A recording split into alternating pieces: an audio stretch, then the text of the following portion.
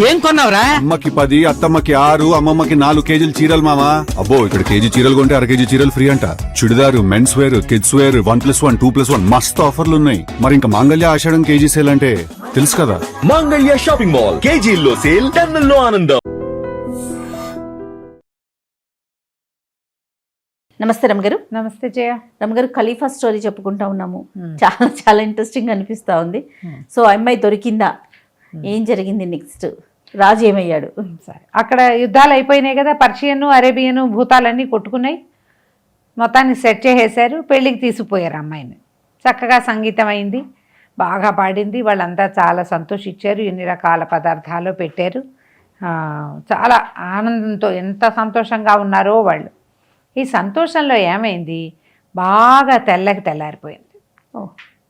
తెల్లవారిపోతే ఇక భూతాలు రాలేవు. ఓహో, మళ్ళీ సాయంత్రమే. ఇక మళ్ళీ సాయంత్రమే.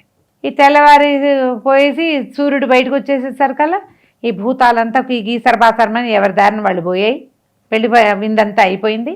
ఆ ముసలాయన ఉన్నాడు కదా, మొట్టమొదటి తీసుకెళ్ళిన భూతాల రాజు, ఆయన అన్నాడు ఈ తుఫాతోటి, అమ్మ నన్ను క్షమించు, పగలొచ్చేసింది, నేను అసలు నిన్ను ఇప్పుడు దింపలేను, మళ్ళీ సాయంకాలమే దింపగలను అనగానే ఆవిడ భోరుమ నడిచింది. అయ్య బాబోయ్, ఖలీఫా వచ్చేస్తాడు, నేను లేకపోతే బెంగ పెట్టుకుంటాడు, ఆయన ఏమైపోతాడో, వాళ్ళందరినీ ఏమంటాడో, నా వల్ల వాళ్ళందరికీ ఇబ్బంది వస్తుంది, అయ్యో ఇప్పుడు నేను వెళ్ళిపోవాలి, అయ్యో నాకు తెలియలేదు ఇటు అయిపోయిందని ఏడ్చేశారు కల్లా వాళ్ళంతా అన్నారు, అట్లా కాదు, మనకు ఒకటి అవకాశం ఉంది. సూర్యుడు నడినెత్తి మీద ఉన్నప్పుడు మెడసల్లగ్గం అంటారు దాన్ని, కొంత సమయం, కొద్ది సమయం ఉంటుంది, ఆ సమయంలో దింపుతాం, పర్వాలేదా అంటే, సరే కనీసం పొద్దునే ఆయన వచ్చినా అదైనా పర్వాలేదుగా, రాత్రి దాకా ఉండే బదులు పర్వాలేదు నేను వస్తానండి. అప్పుడు వీళ్ళు ఏం చెప్పారంటే, మా దగ్గర మాకు తెలిసి ఈ పర్షియన్ భూములకి దగ్గరలో ఖలీఫాలది చాలా ధనం దాచిపెట్టబడి ఉంది, కొన్ని తరాలుగా దానికి మేము రక్షకులుగా ఉన్నాం. ఇప్పుడున్న వాళ్ళకి అసలు తెలియదు కూడా తెలియదు. మామూలుగా వాళ్ళ తాతలు ముత్తాతలు పాతి పెడతారు కదా, ఈయనకు తెలీదు. అయితే నిన్ను రక్షించి నిన్ను తన రాణిగా చేసుకుని తద్వారా నీ సంగీతాన్ని ప్రపంచానికి తెలియజేశాడు ఖలీఫా. కాబట్టి వాళ్ళ ధనాన్ని, వాళ్ళ వంశపారంపర్యంగా ఉన్నదాన్ని మేము ఆయనకు అప్పచెప్పదలుచుకున్నాము, నీకు గిఫ్ట్గా ఇది ఇస్తున్నాం అన్నారు. సరే అట్లాగే సరేనంతే, సరే అనుకున్నారు. మధ్యాహ్నం రావాలిగా, ఈ లోపల వీళ్ళంతా విందులు వినోదాలు, స్నేహితులు, అక్కయ్యలు చెల్లెళ్ళు చుట్టరికాలు అన్నీ తిరిగేసుకుంటూ అటు ఇటు తిరుగుతూ ఈ అమ్మాయి ఇక్కడ ఉండిపోయింది. ఇక అక్కడ రాజుగారు ఖలీఫా ఉండిపోయాడు కదా, ఇక్కడ దాకా వచ్చి మాయమైపోయారు.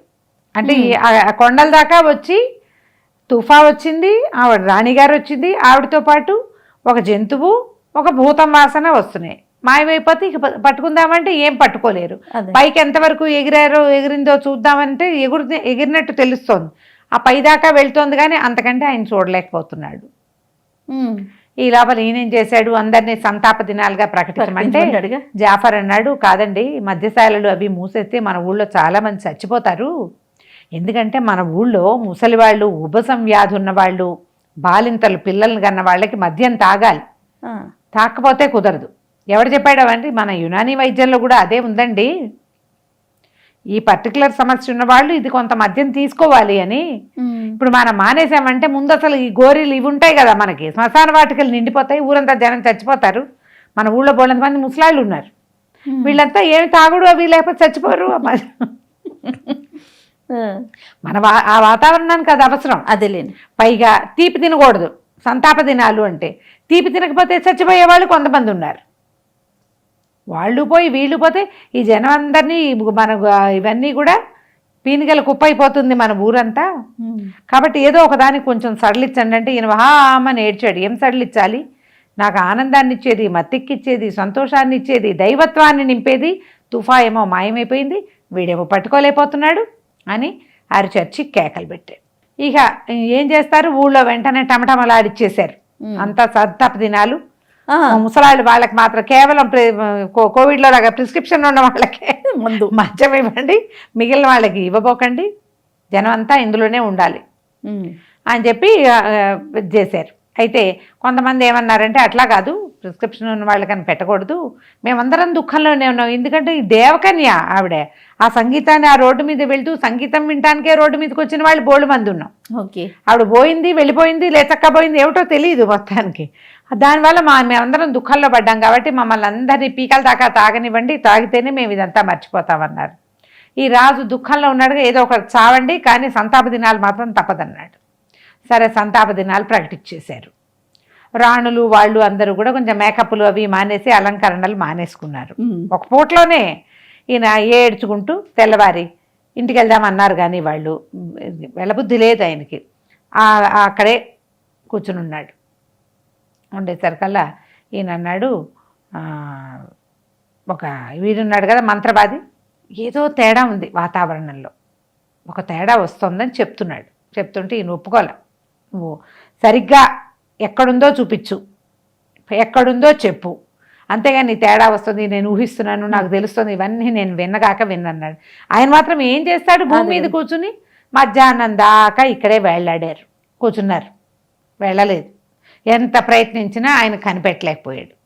మిట మధ్యాహ్నం 12:30 అయ్యేసరికల్లా ఆ భూతాల రాజుగారు, మిడసర్ లగ్గం ఇదేనమ్మా, ఈ సమయంలోనే మేము ఇలా ఊళ్ళలోకి వెళ్ళగలము, పద గుర్రం ఎక్కువని ఇంకో పెద్ద గుర్రాల మీద 20 పెట్టెల మణులు, మాణిక్యాలు, బంగారాలు, ఖలీఫాల గుప్తధనం అంతా వాటి మీద ఎక్కించారు.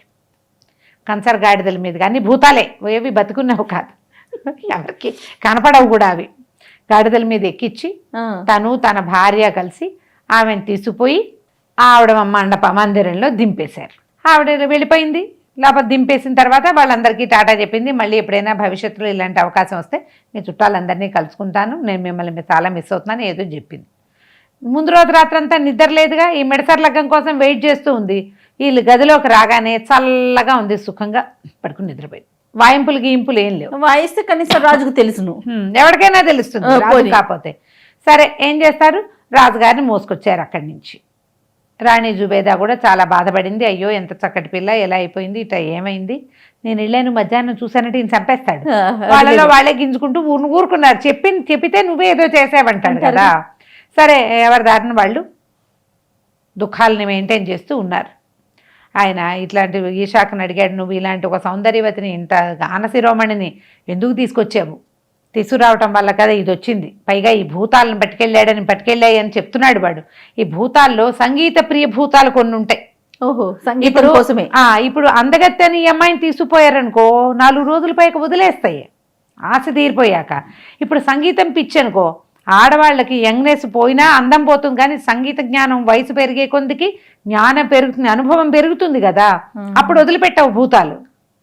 ముసలిదైనా నాకు ఈ తుఫా దొరకదని ఏడ్చాడు, శోకాలు పెట్టాడు, ఏదో తాగాడు, తిన్నాడు, ఏడుస్తూ కూర్చునున్నాడు. గంటలు గంటలు గడిచినాయి. మధ్యాహ్నం అంతా అయింది. ఊరంతా శోక సముద్రంలో మునిగిపోయి ఉంది. సారా సముద్రంలో కూడా మునిగిపోయి ఉన్నారు బోళ్ళంతమంది. మరి అడిగారు కదా, ఈ తుఫా తాలూకు మందిరానికి తృతీయ ప్రకృతులు కొంతమంది కాపలా ఉంటారు. అందులో ఒకడి పేరు నవాబు. ఆ నవాబు బాగా పూర్తిగా తాగేసి పారా హుషార్ బదులు సారా హుషార్ అనుకుంటూ ఆ మండపం దగ్గర కూర్చున్నాడు, మందిరం దగ్గర. ఈ తుఫా లోపల పడుకుని నిద్రపోతుందిగా, బాగా చీకటి పడ్డాక మెలకు వచ్చింది, నిద్ర తీరింది. ఆవిడ లేచి కాస్త మొహం కడుక్కుని అక్కడంతా ఇసుక భూముల్లో తిరిగింది కదా, ఆ బట్టలు అన్నీ మార్చుకుని తర్వాత ఏదో కాస్త కావించుకుని తిని, తిండి పదార్థాలు ఏవోనాయి, ఖర్జూరాలు అవి ఉన్నాయి, అన్నీ తిన్నాక నిన్న ఈ సమయంలో నేను ఎంత కులాసాగా ఉన్నాను, ఆ భూతం ఎట్లా కనపడింది అని అవన్నీ ఆలోచించుకుంటూ ఆయన ఏం చేశాడు, తీసుకుపోయాడుగా, ఆయన కూడా సంగీతజ్ఞుడే, ఆ తీసుకుపోయిన భూతాల రాజు. ఈ అమ్మాయి కొన్ని కొత్త వరసలు నేర్పించాడు. పొద్దున ఖాళీగా ఉన్నారుగా, మెల్లిగా కిన్నెర తీసుకుని వాయించడం మొదలుపెట్టింది. కిన్నెరతో సహా ఎత్తుకుపోయారు అమ్మాయిని వీళ్ళు. అందుకని కిన్నెర లేదు కాబట్టి సంగీత ప్రియుడు ఎవడో భూతాల రాజు అని భావించారు వాళ్ళు. రైట్. కిన్నెర వాయిస్తుంటే ఈ బయట కూర్చున్నాడు ఈ నవాబన్న తృతీయ ప్రకృతి వాడు, బాగా తాగేసి ఉన్నాడు. కళ్ళు మూసుకున్నా నాకు రాణిగారు సంగీతం వాయిస్తున్నట్టే వినపడుతుంది అనుకున్నాడు. వింటూనే ఉన్నాడు, వినిపిస్తుంటే నిద్రలో వినిపిస్తోందని భావిస్తున్నాడు అనమాట. నిద్రలోనూ భావించగా ఏమైంది, ఈ రాణిగారి సంగీతానికి నిద్రలేచిన ఒక పిల్లి పై మేడ మీద నుంచి ఒక్క దూకు దూకింది వీడి మీదకి. హా అని ఉలికిపడి లేచాడు. వెలుకు వచ్చేసింది. లోపల నుంచి టింగ్ టింగ్ సాధనం వినపడుతుంది. ఉలికిపడ్డాడు. అమ్మా రాణిగారు వచ్చేసింది, వాయిస్తోంది. ఇక పరిగెట్టుకుంటూ వెళ్ళిపోయాడు కేకలు పెట్టుకుంటూ. రాజుగారు ఖలీఫాని నిద్ర లేపండి, రాణిగారు వచ్చేసింది అని. అందరు వచ్చారు. నీ బొందా రావటం ఏమిటి, ఆవిడ పోయింది అనేసరికల్లా కాదు కాదు అని పిచ్చి పిచ్చి కేకలు పెట్టాడు. లేపండి లేపండి అంటే ఆయన మత్తులో ఉన్నాడు. ఆయన సగం కళ్ళు తెరిచి ఎవడరా అరుస్తున్నాడంటే తుఫారాణి గారి వాకిట్లో ఉండేటువంటి తృతీయ ప్రకృతి వాడు వచ్చాడు, వాడే అరుస్తున్నాడు, నేను మిమ్మల్ని నిద్ర లేపంటున్నాడంటే వాడు ఎందుకు వచ్చాడో ఆవిడ మీద బెంగ పెట్టుకుని ఏడి చచ్చిపోతున్నాడు అనుకుని నాలాగా ఆవిడ మీద బెంగ పెట్టుకున్న ప్రాణి వాడిని కావలించుకుని ఓదారుస్తానని నేను లేచి వచ్చాడు బయటికి. లేచొచ్చి మనం ఆవిడని కోల్పోయాం, ఇక జీవితంలో మళ్ళీ రాదు. ఓకే, లోపల నేను బయట నువ్వు ఆ సంగీతాన్ని చాలా ఆస్వాదించావు, నువ్వు నా సోదరుడిగా భావిస్తున్నాను, ఇది జీవితాన్ని సుసంపన్నం చేసినాను పొమ్మన్నాడు. అనేసరికల్లా వాడు ఒక అరపరిచాడు. నువ్వు ఆ పిల్లిగడ్డని నివురుకోవడం ఆపు, నువ్వు ఎంతసేపు దుఃఖం వచ్చినప్పుడల్లా ఇలాగే మాట్లాడతావు, నువ్వు దుఃఖించాల్సిన సమయం కాదు, రాణిగారు వచ్చేసింది, సంగీతం వాయిస్తోంది అనేసరికల్లా అటైటా వచ్చింది అన్నాడు. నాకు తెలియదు ఎలా వచ్చిందో నాకు తెలియదు, కానీ ఆవిడ సంగీతం వాయిస్తోంది, అక్షరాలు నేను విన్నాను, ముందు నాతో పద నువ్వు వచ్చి చూడంటే ఇంకా ఆయన పల్లకి లేదు బోయి లేవు, పరిగెత్తాడు. వీడు ఆయన ఇద్దరు కలిసి పరుగులు తీసుకుంటూ పోయారు. వాకిలి తాళం వేస్తుంది, ఈయన బొడ్డును పెట్టుకుంటాడు, తాళం ఓడదీశాడు. తాళం తీస్తే లోపల ఇట వాయిస్తుంది. ఆయన తాగుపోతూ పోవద్దు నిన్న రాత్రి నుంచి ఏడ్చి మొహం నిండా చారికలుగా ఉన్న కళ్ళ నీళ్ళు, ఏం తిన్నాడో ఒంటి నిండా పోసుకున్నాడు, తాగిందంతా ఒంటి నిండా ఉంది. అసలు ఆయన ఎంత భూతాల రాజు కంటే అధ్వానంగా ఉన్నాడు. కానీ రాణిగారు ఈవిడ కనపడంగానే తుఫా ఏం చేసింది, లేచొచ్చి వచ్చారా స్వామి ప్రభు అని ఏదో హిందీలో అంటారు ఒక మాట అని వెళ్ళి కావలించుకుంది. ఆయన నిజంగానే వచ్చింది. ఆయనకి ఏమనిపించింది, వీడేదో పిచ్చలో ఉన్నాడు, నేను కూడా మత్తెక్కున్నాను, అందుకే నా కళ్ళకి కనపడుతోంది అని అనిపించింది. ఎప్పుడైతే మనిషి వచ్చి లేచి కావలించుకుందో ఆశ్చర్యపోయాడు. ఎటా వచ్చావు తుఫా నువ్వు అన్నాడు. రకరకాలుగా జరిగిందని ఆయన కూర్చోబెట్టి రాత్రి ఏం జరిగింది, ఇంత కథ జరిగింది అనడానికి నమ్మకం ఏమిటి, సాక్ష్యం 20 పెట్టెల మణులు మాణిక్యాలు పెట్టున్నాయి అక్కడ లోపల గదిలో సర్ది పెట్టారు. ఇప్పటిదాకా అమ్మాయి ఒక బానిస. ఈషాక్ కొన్నాడు ఆమెని, కొని రాజుగారికి సమర్పించాడు. ఇప్పుడు ఆమె వెనకాల వచ్చింది, ఎంత వచ్చింది సంపద, 20 పెట్టెలు. కేకలు పెట్టాడు, వాడిని పట్టుకురా, మసరూర్ని పట్టుకురా, జావేదుని పట్టుకురా, ఈషాక్ని పట్టుకురా, జుబేదాన్ని పట్టుకురా అంటే ఈ వీడున్నాడుగా బయట ఉన్న తృతీయ ప్రకృతి వాడు అన్ని పక్కలకి పరుగులు తీసి వారా వీరా మొత్తం జనమందరినీ కేకేసుకొచ్చాడు. జనాలంతా తెల్లబోయారు. ఇంత డబ్బా, ఇంత సొమ్ము ఎట్టా వచ్చింది, అది మామూలు పెట్టె అంటే చిన్న పన్నా పెట్టె కాదు, ఒక పెట్టెని 10 గాడిదలు మోయగలిగే పెట్టె ఒక్కొక్కటి, అది అబ్బా అంతంత పెట్టెలు. అక్కడి నుంచి వీళ్ళు రత్నాలు ఉంటారు కదా పరీక్షకులు, వాళ్ళంతా వచ్చి ఒకటి 5 తరాల నాటిది, ఒకటి 9 తరాల నాటిది వస్తువులన్నీ గుర్తుపట్టారు. ఇంకా పాతవి బంగారాలు రింగారాలు. ఇవి చెప్పింది ఏం జరిగింది, నన్ను ఎక్కడికి తీసుకెళ్లారు, నేను ఎక్కడ పాడాను. అప్పుడు ఖలీఫా ఆశ్చర్యపడి, సంగీతం మీద భూతాలకు కూడా ఆసక్తి, ఎందుకంటే ఇది ఒక దైవికమైన సంగీతం. చాలా ఆనందించారు. అప్పటి నుంచి ఆమెకి బానిస స్టేటస్ పోయింది. ఓకే, తనని కొన్న ఈషాక్కి తన చేతితోటి ఇంత డబ్బు తీసి ఇచ్చేసింది, బానిసత్వం పోయింది. ఆమెను చిన్న రాణిగా అభిషేకం చేసుకున్నారు. ఆమె వల్ల ఎక్కడో దాచిపెట్టబడిన ఖలీఫాల గుప్తధనం మొత్తం బయటకు వచ్చింది. చాలా సంతోషించారు. ఆమె తల్లిదండ్రులకి వాళ్ళకి అందరికీ ఎక్కడున్నారో తెలుసుకుందిగా భూతాల రాజు వల్ల, వాళ్ళకి కబురు చేశారు. ఈమెను యువరాణి హోదాలో అక్కడికి తీసుకుపోయారు. ఇక్కడ చిన్నరాణి హోదా కూడా ఈవిడికి ఇచ్చారు. మామూలుగా ఆయన ప్రియురాలు కాబట్టి చిన్నరాణి అనేవాళ్ళు, ఇప్పుడు లిటరల్లీ చిన్నరాణిని చేశారనమాట. ఓకే, అఫీషియల్గా. తర్వాత ఎంతో కాలం జీవించి ఉన్న నాళ్ళు ఖలీఫా ప్రతి రాత్రి ఆమె సంగీతం విన్నాడట. ఆ ఊరంతా వినేది, చాలా అద్భుతమైన సంగీతకారిణిగా ఉండేది. కథ కంచికి మనం ఇంటికి. చాలా చాలా బాగుంది రమ్మ గారు. నమస్తే. నమస్తే. And for more videos, please subscribe to iDream. Please subscribe to iDream. Please subscribe iDream. And please subscribe to iDream. For more videos, subscribe to iDream. please like, share and subscribe to the channel. Congratulations, iDream. Subscribe to iDream. Subscribe to iDream. So subscribe to iDream Media. iDream team అందరికి huge congratulations. Please subscribe iDream Media. Please subscribe to iDream. Subscribe iDream. Please subscribe to iDream.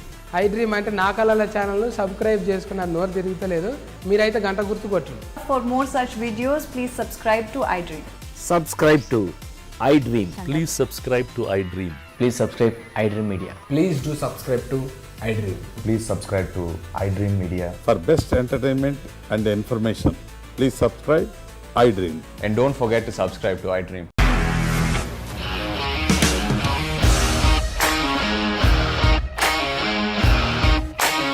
ఇండస్ట్రీలో commitment issues వస్తే నీకు కూడా వచ్చినట్టు morning తీసుకెళ్ళాలంటే కొట్టి పడేసాడు.